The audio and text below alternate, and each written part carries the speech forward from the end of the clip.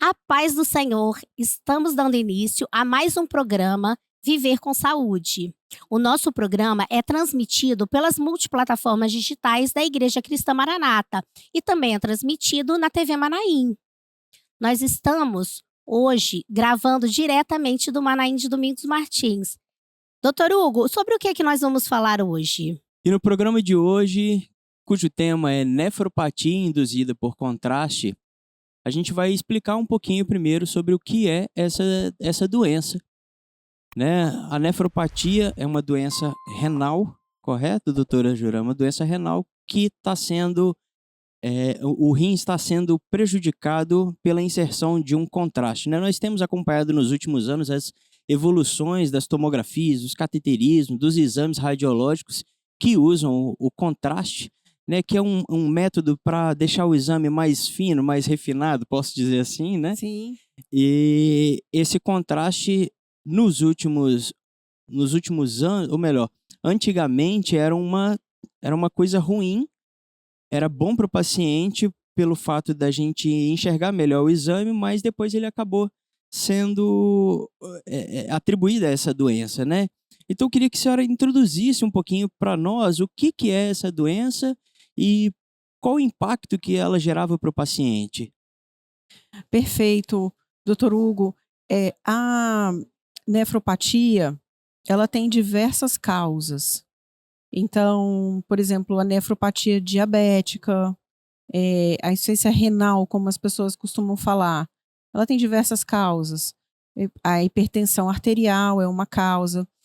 E o uso do meio de contraste iodado pode causar também. Mas o nosso intuito aqui é desmistificar isso, tranquilizar as pessoas de uma certa forma sobre isso, porque houve uma evolução muito grande desse material. O contraste, ele, exatamente aquilo que você falou, ele ajuda a identificar estruturas com mais facilidade.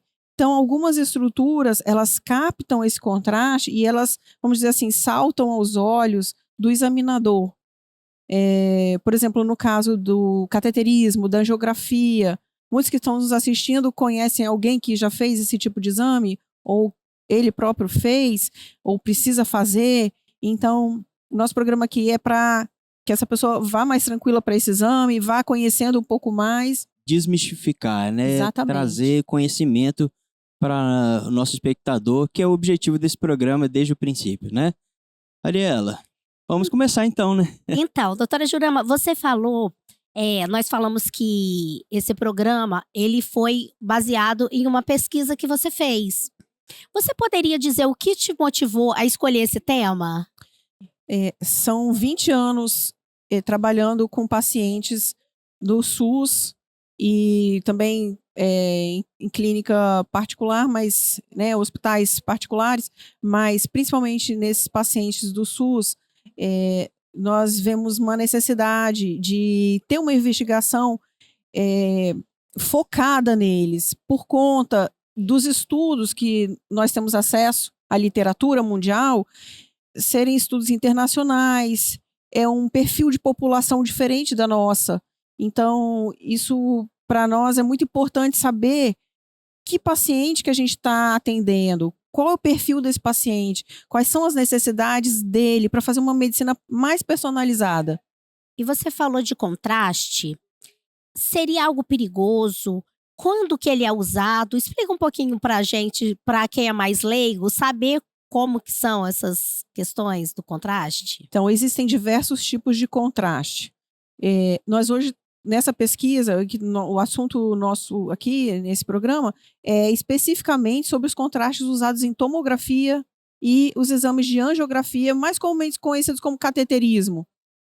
E esse contraste é baseado, a substância principal dele é o iodo.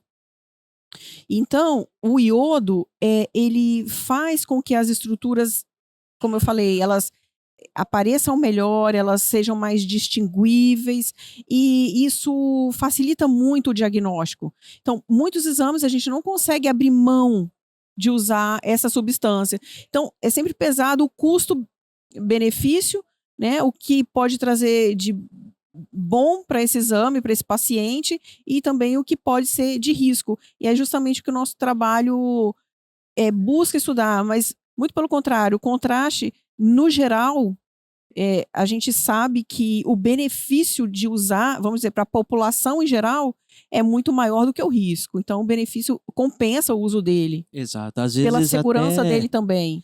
até para evitar que sejam feitos outros exames, né? Exatamente. Porque às vezes um paciente faz uma tomografia, não ficou boa porque não tinha contraste. Exatamente. Então, às vezes dá um tiro certo Aham. é usar o contraste precocemente, e agora nós estamos muito mais seguros, né, com o avanço da tecnologia desse contraste iodado. Mas traz um pouquinho para nós a respeito dessa pesquisa, como é que foi feito? Qual foi o método que foi usado? Então, nós avaliamos prontuários, quer dizer, os pacientes que fizeram exames antes da pandemia.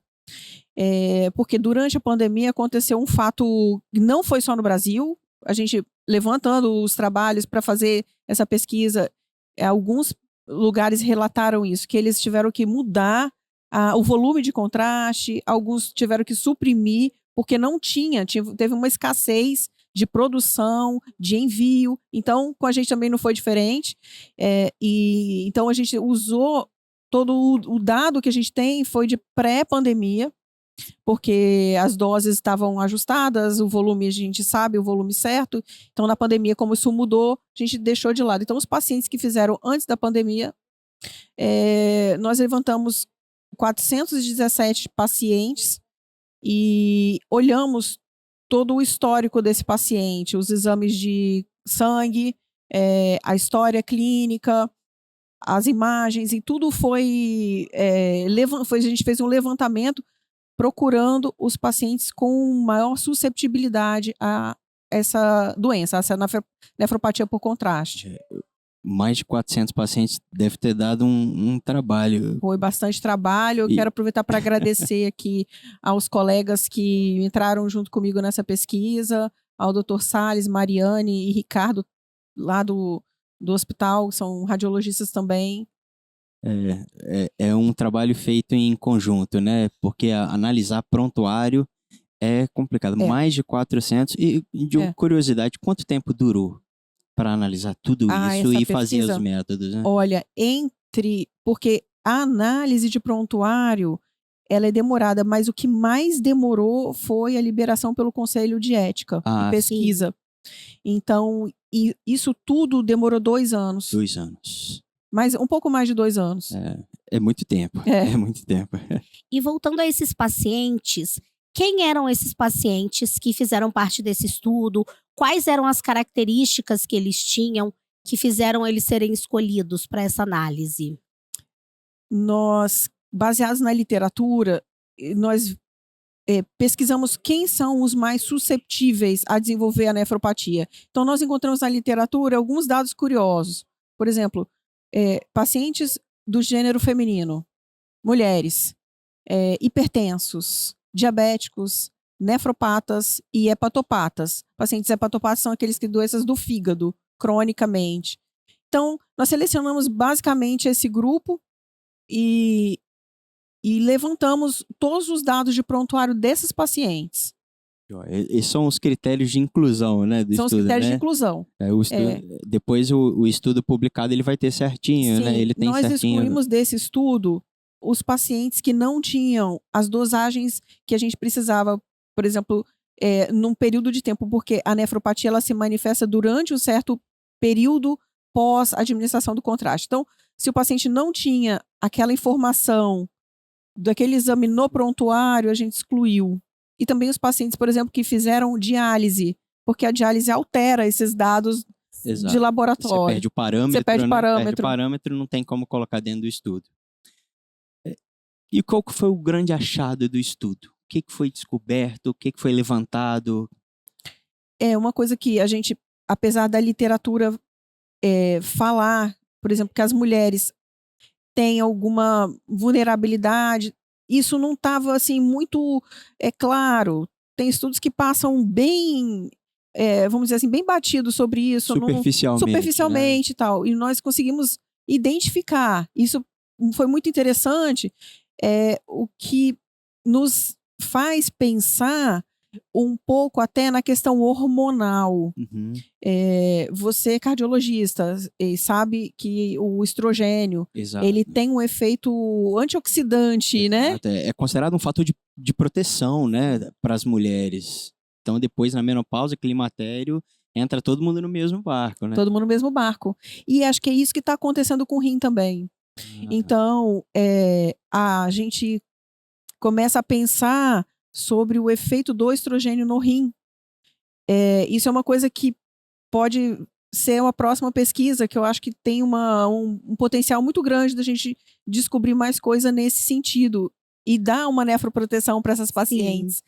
Porque a gente vê que as pacientes que vão para o hospital, elas... No início, quando eu vi que eram as mulheres que estavam mais vulneráveis, eu cheguei a pensar, o que será que está acontecendo? Será que é uma sobrecarga maior de trabalho, sabe, a tripla jornada da mulher? E depois eu lembrei dessa parte da cardiologia, da, né, cardioproteção que o estrogênio faz, e daí a gente vai olhar a faixa etária e tudo concorre para ser realmente essa coisa hormonal. Mas isso aí vai ter que ser estudado mais a fundo. Outras comorbidades também que a gente achou no estudo que estão relacionadas, né, são o diabetes, que já era uma coisa esperada. Sim. A própria doença renal crônica, paciente nefropata crônico, ele está bem mais vulnerável. E o paciente hepatopata, nesse estudo nós não identificamos nenhuma relação. E a literatura mundial, a literatura que a gente pesquisa, ela também fica meio a meio, sabe? Alguns trabalhos falam que o hepatopata tem mais chance, outros falam que não. Então, o nosso trabalho está nessa linha, está batendo com a literatura mundial. E na questão da hipertensão, vocês viram alguma coisa, alguma diferença? Sim, também. Os pacientes hipertensos também. A gente viu uma diferença, porém, o que nos surpreendeu foi que nesses pacientes a incidência da nefropatia foi menor. E isso foi uma coisa muito interessante. Nós fomos fazer, então, o levantamento das medicações, dos fármacos que esses pacientes usam. E encontramos lá, né, os nefroprotetores. Os inibidores da enzima conversora de angiotensina, né? E os BRCA, que são os bloqueadores de receptores de angiotensina 2.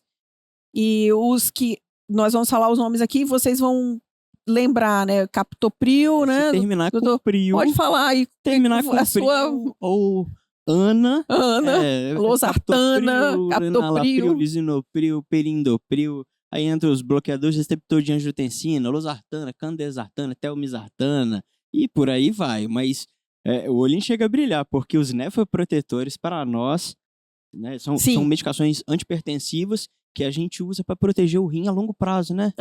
E super interessante a gente fazer esse traçado de que ele protegeu lá na frente, né? São medicações de primeira linha, de primeira escolha, quando a gente vai tratar a hipertensão arterial sistêmica. Sim. Até porque a hipertensão, ela afeta os rins, não é isso? Isso, a longo prazo. A longo prazo. Se não tratada. Então, isso foi muito interessante e é um potencial estudo que a gente pode fazer também, fazer um levantamento de quais são esses fármacos, percentuais, tal fármaco protegeu mais, tal fármaco protegeu menos, em estudos futuros. Exato. Fazer aquela subanálise. As subanálises, né? Bom. O programa está interessante, mas nós precisamos encerrar este programa. Agradeço a você, telespectador, que tem nos assistido. que tem comentado no nosso programa. Te convido a curtir, compartilhar este tema para as pessoas que você acha que podem se aproveitar desse assunto. E convido também a comentarem, a explicarem assuntos que vocês gostariam de ser tratados aqui no programa, porque nós iremos atender. Até uma próxima. E lembre-se, cuidar da saúde também é um ato de fé e de sabedoria. A paz do Senhor a todos.